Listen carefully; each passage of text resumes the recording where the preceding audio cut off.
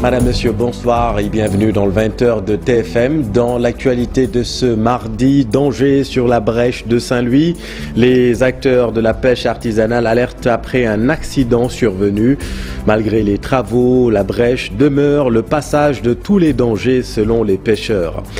Traite des personnes et trafic de migrants, l'activité criminelle la plus lucrative après le trafic de drogue et d'armes. Pour une lutte plus efficace, les différents intervenants élaborent de nouveaux canaux de coopération. Les détails dans cette édition. Dans l'actualité également, le sit-in des ex-contractuels de la Sénélec. Ils exigent leur réintégration dans la société nationale. Mais les profils seront minutieusement sélectionnés, précise la direction de la Sénélec. On vous explique tout dans cette édition. Rencontre à Dakar de la communauté des acteurs africains de la mobilité et du climat. Un sommet pour discuter des enjeux du climat en prélude à la COP27 prévue en novembre en Égypte. Voilà pour les titres et tout de suite le développement.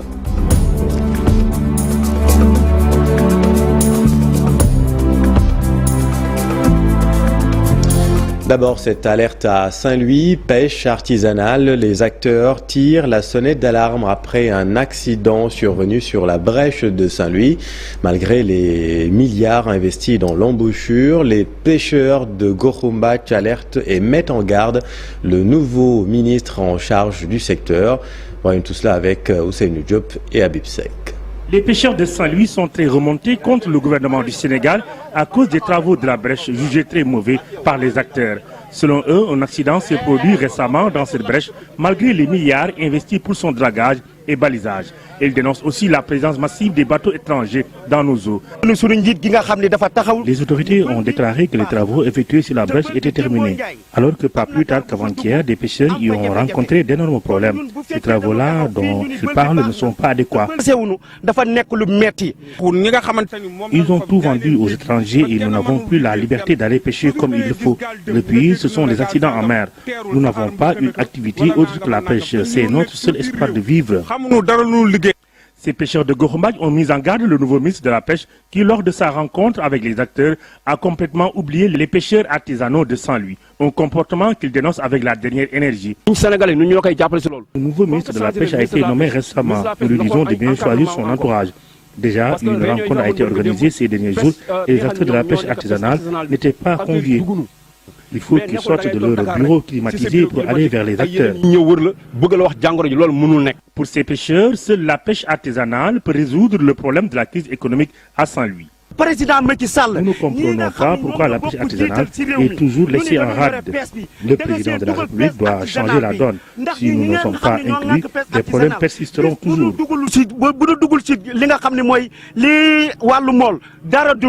Dans la ville de Saint-Louis, les pêcheurs artisanaux ne sont pas du tout contents des travaux réalisés sur la brèche. Ils ont aussi invité le nouveau ministre de la Pêche à corriger ses premières erreurs avant qu'il ne soit trop tard. La traite des personnes et le trafic de migrants, l'activité criminelle la plus lucrative après le trafic de drogue et d'armes. Pour stopper le fléau, les différents intervenants élaborent de nouveaux canaux de coopération. Explication, Marcel Farmamaroun.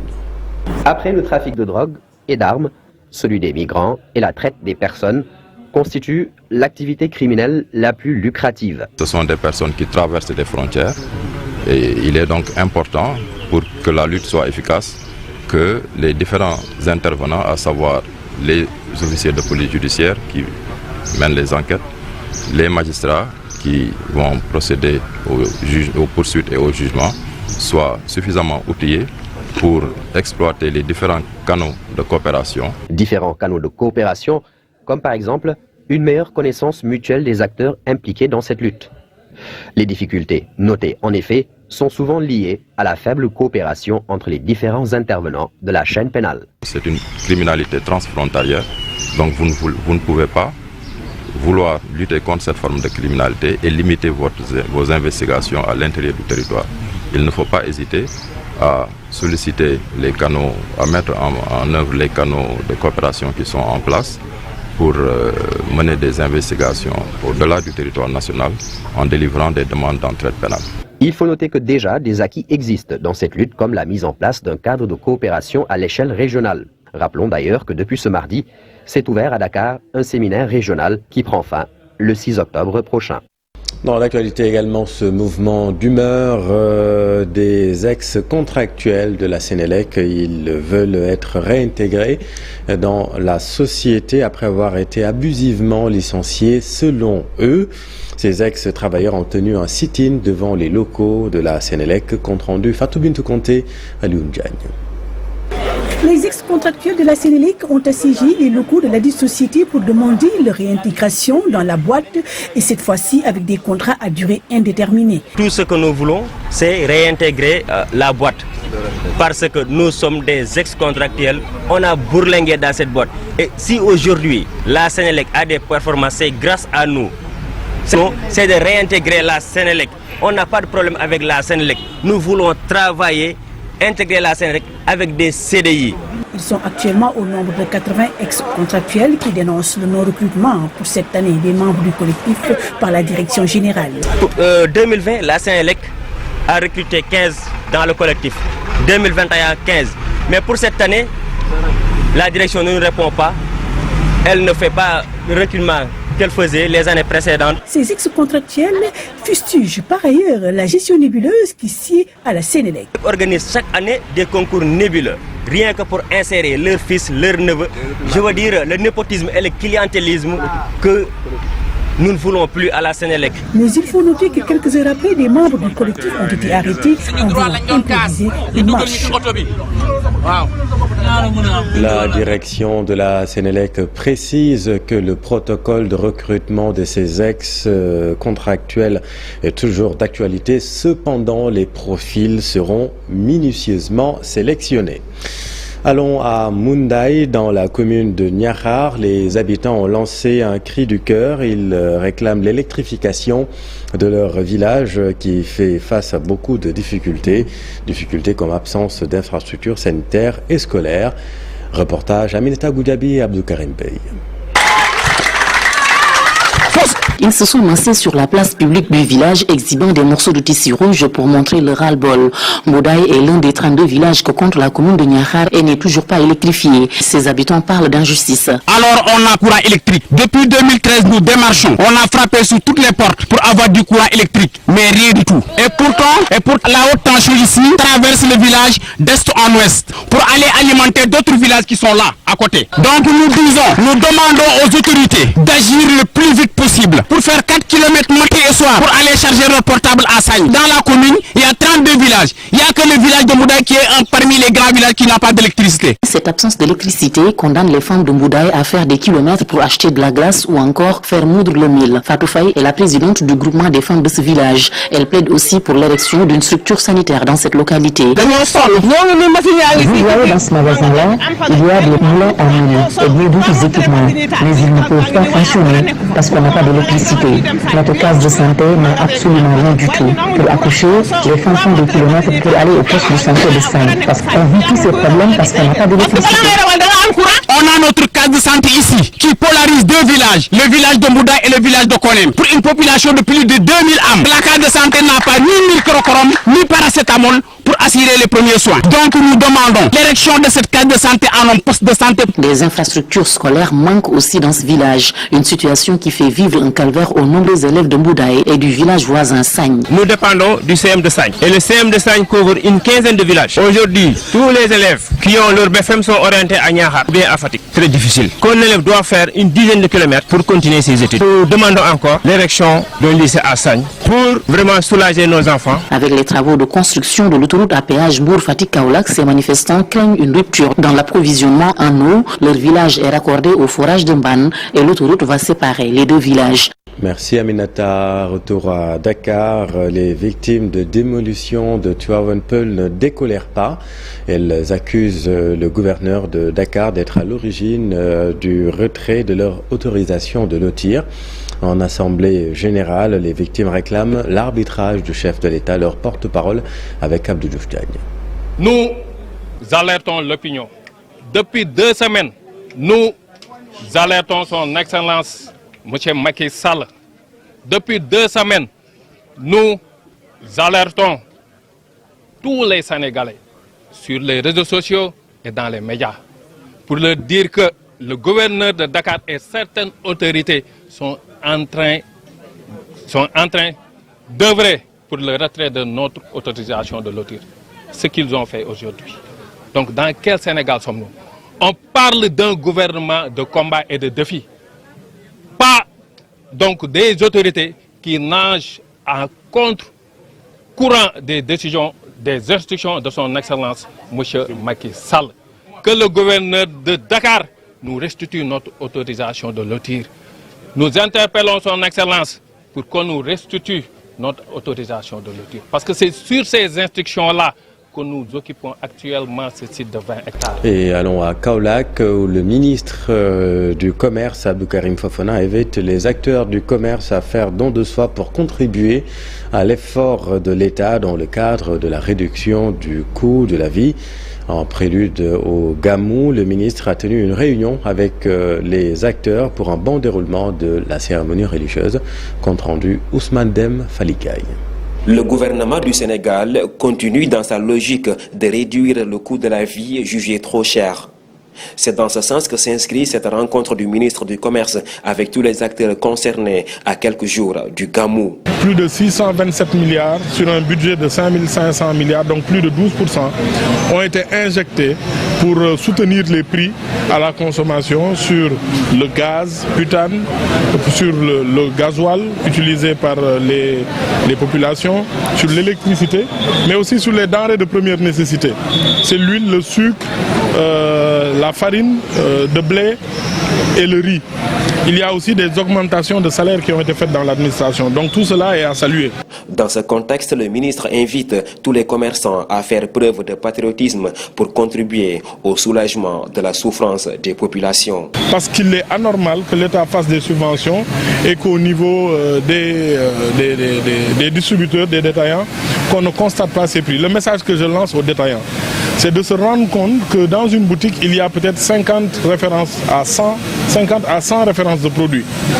Mais l'État ne demande de faire un effort que sur 5-6 produits. Parce que la facture de l'inflation ne peut pas être totalement supportée par l'État. Il faut un effort pour chaque acteur. Pour un bon déroulement du Gamou, le ministre du Commerce a donné des instructions fermes à tous ses services dans la région de Kaolack.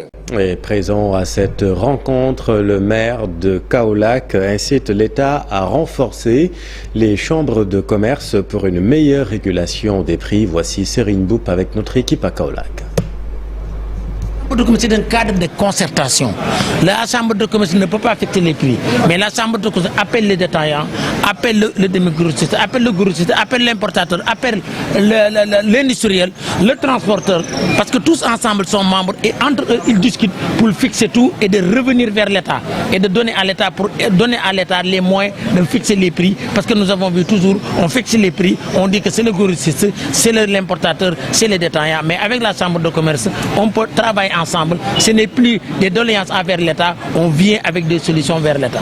Grand titre de cette édition, la communauté des acteurs africains de la mobilité et du climat en conclave à Dakar pour discuter des enjeux du climat. C'était en présence du Premier ministre Amadou Ba. La rencontre démarrée aujourd'hui jusqu'au 7 octobre prochain sera clôturée par la déclaration de Dakar en attendant le démarrage des activités de la COP 27 en Égypte prévue en novembre prochain.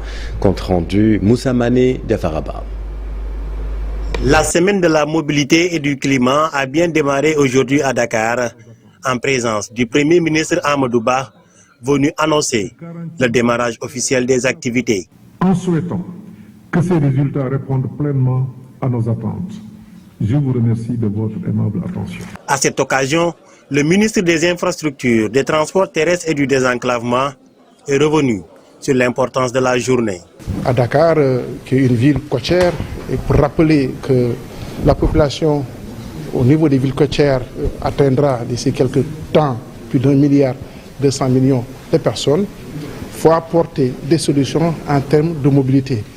Et le chef de l'État, Macky Sall, en a fait une priorité au Sénégal en développant les transports de masse à travers le TER, mais aussi à travers le BRT, qui sont des transports, disons, écologiques, puisque électriques, contribuant à la réduction donc au gaz à effet de serre. Il a par la même occasion annoncé la mise en circulation du bus rapide transit et la réception des prochains trains express régionaux. Les premiers bus seront en exploitation, disons, pilote, à partir du premier trimestre de l'année 2023 et donc passera à l'échelle dans le second semestre de l'année prochaine. 15 trains qui sont en circulation entre Dakar et Diamniadio. La deuxième phase qui va jusqu'à AIBD est en cours de réalisation et à terme nous aurons 22 trains qui vont circuler de Dakar à AIBD. Dakar a été choisi pour abriter cette deuxième session en Afrique du fait de son rôle majeur dans le domaine du transport. Les choses sont nées à Dakar il y a 40 ans. Il y a eu cette expérience entre la Codatu et le CETUD. Depuis 25 ans maintenant nous collaborons ensemble et ce qui a été fait à Dakar est exemplaire, avec évidemment le BRT, avec le TER, mais avec d'autres projets de mobilité durable. Et l'exemple sénégalais peut nous inspirer aujourd'hui sur beaucoup d'autres projets en Afrique, sur d'autres continents. Cependant, les activités vont continuer jusqu'au 7 octobre prochain. Merci Moussa. Les zones les plus touchées par les inondations ont reçu la visite du nouveau ministre chargé de la prévention et de la gestion des inondations. En visite dans les départements de Pikine, Guédiawaye et Keur Massar, Issakha Diop annonce de nouvelles stratégies de lutte contre les inondations. Compte rendu Maïmouna Ndiaye et Alun Diagne. Une journée d'études, de partage et d'échange. Cette visite de terrain vise à apporter des solutions à la question des inondations à Dakar et sa banlieue. Aujourd'hui, nous sommes à Guinaw Rail, nous avons eu à faire beaucoup de communes, mais à travers le plan décennal, il y a eu beaucoup d'infrastructures qui ont été mises en place et qui ont beaucoup contribué véritablement à soulager les populations. Il reste des choses à faire et ils ont eu véritablement à faire des propositions concrètes. Des propositions qui passent par une synergie d'action, rassure le ministre en charge de la prévention et de la gestion des inondations. Je pense que dans le secret de notre cabinet, nous allons travailler avec l'ensemble des acteurs, avec l'administration et toutes les personnes ressources qui peuvent peut-être apporter leur contribution véritablement pour proposer aux populations et essayer de mettre en place peut-être des stratégies qui pourront véritablement nous permettre de pouvoir faire face à cette question des inondations. D'autres tournées sont également envisagé. On a démarré la tournée dans le département de Dakar, on a fait tout le département de Guédiawaye, on compte faire tout le département de Pikine et nous comptons aussi faire toutes les communes du département de Keur Massar et du département de Rufisque. Donc, et nous comptons aussi nous déployer au niveau national parce que c'est l'instruction du chef de l'État, aller vers les populations, les écouter, prendre en charge leurs préoccupations et véritablement essayer d'apporter des réponses concrètes véritablement à leurs problèmes. Issakha Diop promet d'apporter des solutions aux inondations à long et court terme avec les différents acteurs. Merci Maïmouna. Allons à Sédhiou à présent. Rupture de sang à la banque de sang de Sédhiou. Une situation malheureusement fréquente dans le PACAO. C'est dans ce contexte que le mouvement Vision Sédhiou a initié une opération de don de sang en partenariat avec EAPS2, le centre hospitalier Amadou Tidiane Ba de Sédhiou. Compte rendu Bakary Conté et Kaliyame.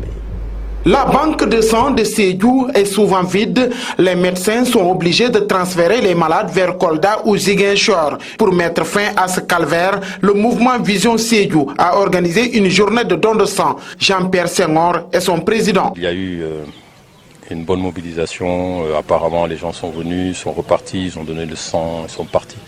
Nous avons démarré par cette activité de don de sang parce que nous avons constaté effectivement qu'il n'y a pas qu'à Sédhiou. Dans toute la région naturelle, on a quelques difficultés. On a discuté avec les médecins, on s'est rendu compte que peut-être que si on arrive à mobiliser la population pour des dons de sang.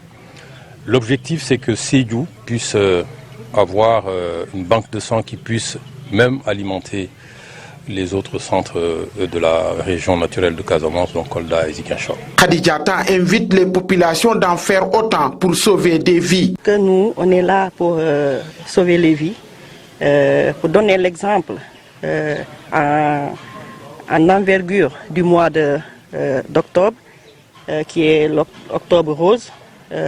On a donné cette initiative juste pour sauver des vies, en particulier les femmes. Oumar Sall, le porte-parole de Vision Sédhiou avec Jean-Pierre Senghor, avance. Les perspectives du mouvement, c'est effectivement, comme je l'ai dit, explorer le social, mais également accompagner l'éducation, n'est-ce pas, accompagner la population dans l'éducation, c'est ce que M. le ministre a toujours fait, avec l'éducation surtout des filles et la promotion, n'est-ce pas, donc des sciences, mais également impulser une dynamique dans l'entrepreneuriat féminin, pour permettre aux femmes effectivement de connaître une promotion et surtout de les amener à être autonomes sur le plan économique, sur le plan social. Les autorités médicales de l'EPS2 de Sédhiou ont salué ce geste noble et invitent tous les Sédhiouis de donner de leur sang pour éviter la rupture, une manière de sauver des vies.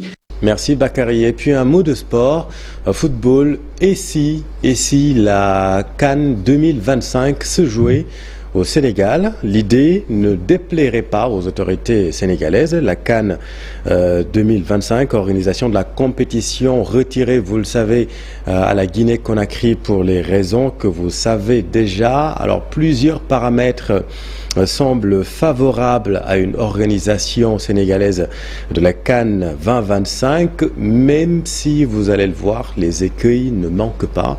Explication, cher Sadibou Diarra. C'est l'heure des postulants pour accueillir la CAN 2025, après le retrait de l'organisation à la Guinée. Parmi eux, le Sénégal, qui agite une candidature aux multiples atouts. Nous avons le stade Maître Abdoulaye Wade, nous avons le stade Léopold Sédar Senghor qui est en phase de réhabilitation. Tôt ou tard, nous aurons bientôt, bien sûr, le stade fédéral Demba Diop. Plus, il nous reste que 3 stades à mettre en place parce qu'encore une fois, la CAF ne demande pas 6 villes, mais tout simplement 6 stades. Donc le Sénégal, sur le plan des infrastructures, nous sommes dans les dispositions. Nous avons le TER, en termes de mobilité, on est aussi dans les bonnes dispositions pour pouvoir concurrencer tout simplement les autres candidats. Donc, nous allons vers les Jeux olympiques de la jeunesse, donc nous sommes dans une bonne disposition pour faire du Sénégal un hub sportif. Le Sénégal est un pays de passionnés de football. Au-delà d'être un pays de football, c'est aussi un pays de passionnés de football. On est sûr et certain que les stades vont être remplis, contrairement à ce que nous avons l'habitude de voir. Le projet du Sénégal peut toutefois se heurter à quelques subtilités politiques à la CAF. Motsepe, certainement, il va demander à ce que les pays de l'Afrique australe se bousculent au niveau du Portugal. Je ne parle même pas de son pays qui a quand même en termes de capacité d'organiser. Je ne parle pas du Maroc qui a en termes de capacité. Mais le Maroc, ce qui lui fait courir aujourd'hui, ce n'est pas une Coupe d'Afrique. Je pense très bien que le Maroc, ce qui lui fait courir, c'est l'organisation d'une Coupe du Monde.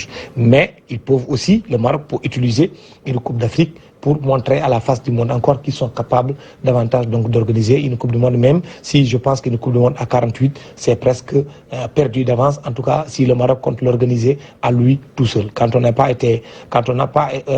eu la chance d'être attributaire d'une Coupe du Monde en 32, quand il passe à 48, on veut dire que nos chances s'amenuisent, se réduisent comme un peu de chagrin.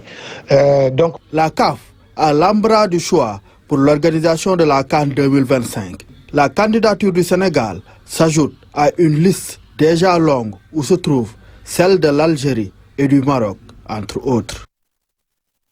Merci cher, c'est la fin de cette édition. Merci infiniment de l'avoir suivi. L'info continue dans un instant avec Barthélémy Ngom et son invité ce soir pour la dernière partie de Soir d'Info. Restez avec nous, vous êtes au bon endroit. Bonne soirée.